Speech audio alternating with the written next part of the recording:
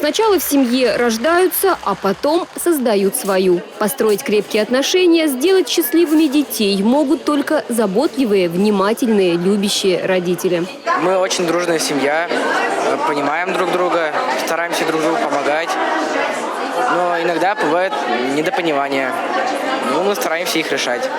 В семье не без ссор. У каждого свой характер, но цели и желания одни на всех. Семья Кузьминых выбрала путь просвещения. Помогать не только друг другу, но и тем, кто оказался в беде. Поделиться знаниями с другими. Цель этой дружной и крепкой команды. Такие семьи – главная ценность и достояние республики. Конкурс, конечно, для нас новый. Это наш первый конкурс, хотя мы волонтерской деятельностью занимаемся давно. И наш профиль – это противопожарная тематика. Муж работает в пожарной части, поэтому нам эта тема близка и актуальна в последнее время. И вот и дети, я так как работаю в школе, с детьми всегда устраиваем такие акции, месячники и агитируем на противопожарную тему.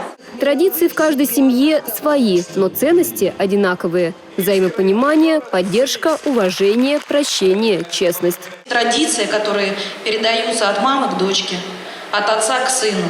Уважение, ценности, сохранение того, что в основе в нашей семье. И мне кажется, мы как республика отличаемся в хорошем, выгодном смысле именно умением жить всем вместе, в доброте и в созидании.